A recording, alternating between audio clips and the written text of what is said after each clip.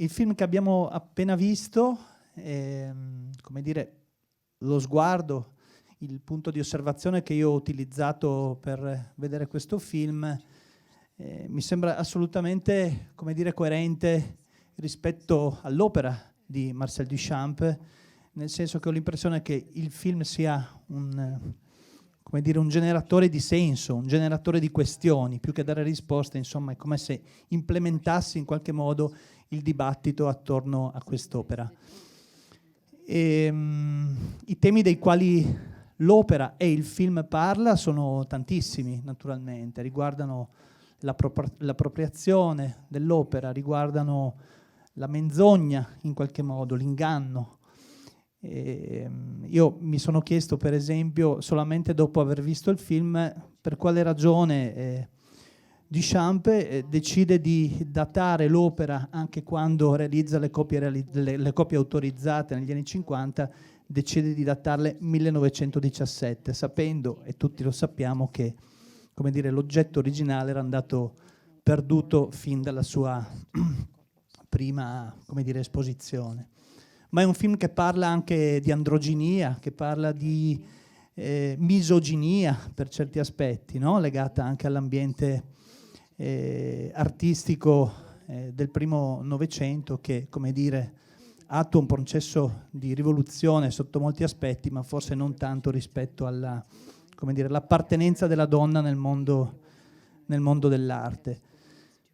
Parla di androginia perché sia Marcel Duchamp, ma anche Elsa von Freytag è, come dire, oggi si direbbe cross-dresser, nel senso che entrambi, Marcel Duchamp usava anche uno pseudonimo per quando si travestiva da donna, che era Rose c'est la vie, con un gioco di parole anche in questo caso, mentre Elsa giocava a travestirsi da uomo, anche probabilmente per superare alcune barriere che in quel momento altrimenti non erano superabili.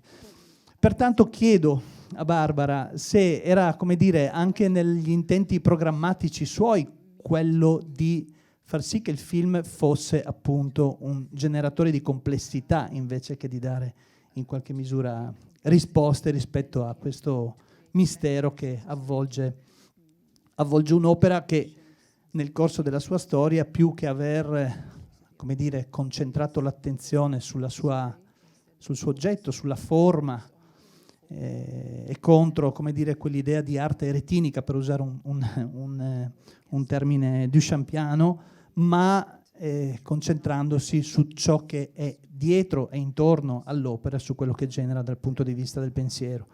La questione è se questo punto di vista così plurimo e quindi l'idea di non dare delle risposte era nei programmi, come dire, del film fin dalla sua scrittura, oppure se è una cosa che in qualche modo si è generata mentre lo facevi.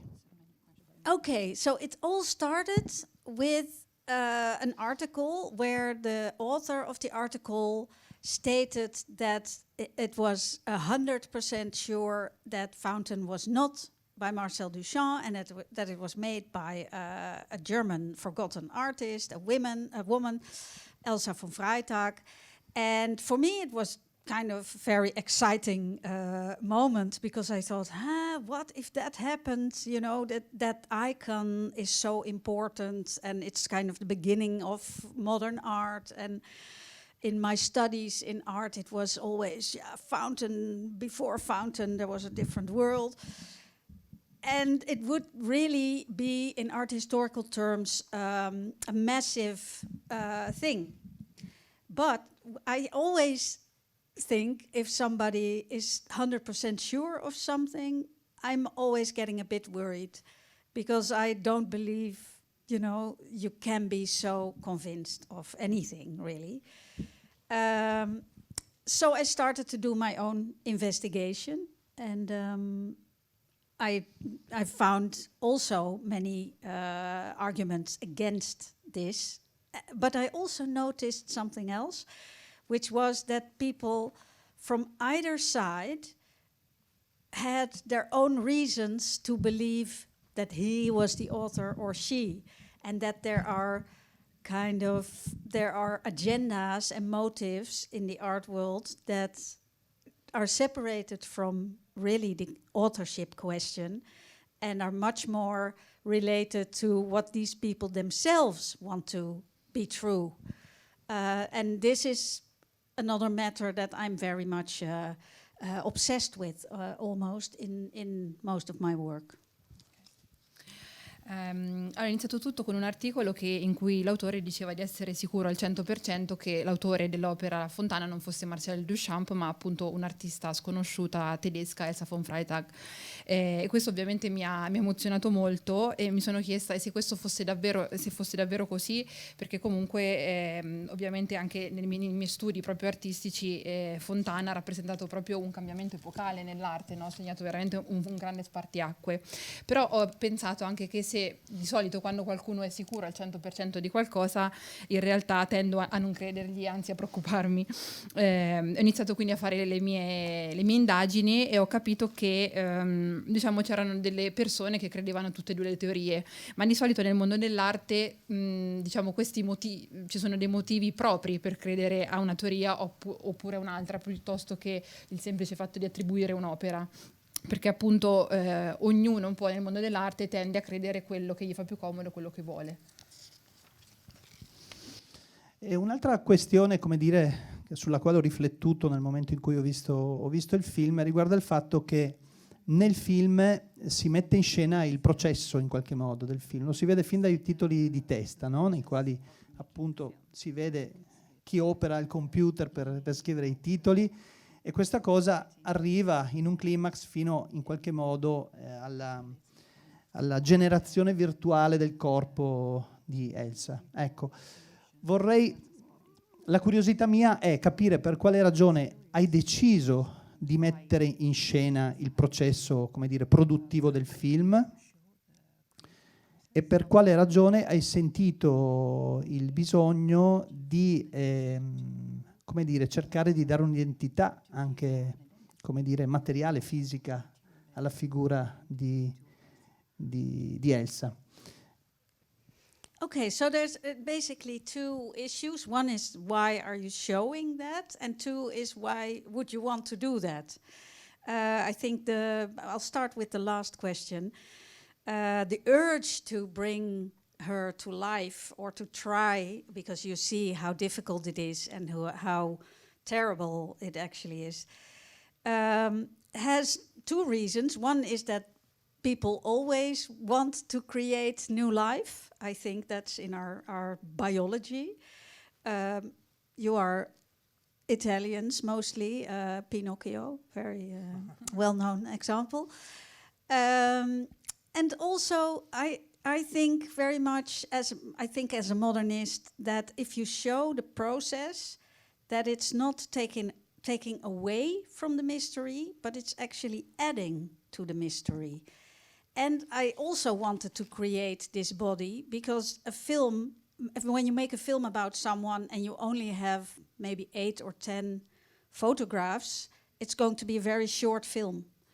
So I needed to find a way to literally animate her into an existing and moving image.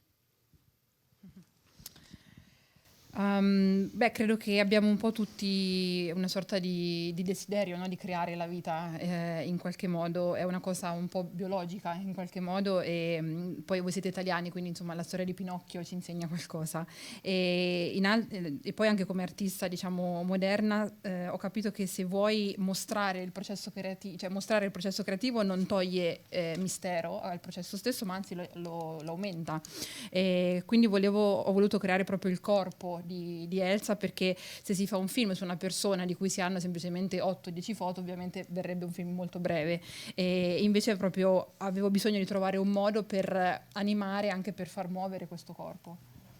Ecco, una di queste 8-10 foto è una fotografia che si vede in 2 punti del film, mi pare, e che riguarda il corpo di Elsa disteso a terra, immagino nel suo appartamento quando lei morì nel 1927, ovvero alcuni anni prima che l'opera Fontana venisse attribuita a Duchamp, peraltro, che credo sia nel 1935 sia stato André Breton a attribuire l'opera a Duchamp. Ecco, la curiosità nei confronti di quella fotografia in particolare, se è una fotografia autentica, e se sì, dove l'hai trovata?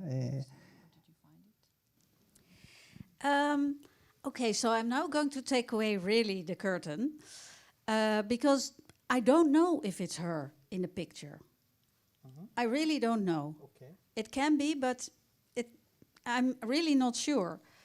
The reason I went, first of all, to the police archives of Paris is because she died under kind of obscure circumstances. So I wanted to know what do they have.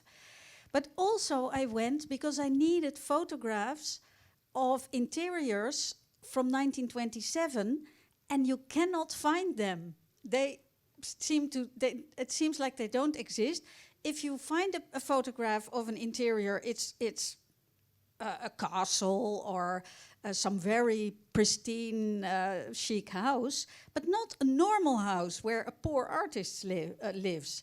So I thought the only true normal houses I would find with, that are not tidied up is in police archives. They come in uninvited, so to speak. Ora vi svelerò un segreto, cioè che il fatto che non so se effettivamente sia lei in quella foto, forse lo è. Ho trovato questa foto negli archivi della polizia di Parigi, perché è morta comunque in circostanze un po' sospette, un po' oscure, anche perché volevo proprio vedere come erano fatti gli interni delle case nel 1927 e non ci sono foto a riguardo, ci sono solamente delle foto, si trovano solo foto di castelli o comunque abitazioni molto chic e non le case dove abitavano dei poveri artisti. Quindi il luogo dove avrei potuto trovarla, appunto, delle case vere, era l'archivio della polizia, perché loro arrivano, diciamo, senza invito, ecco, nelle case.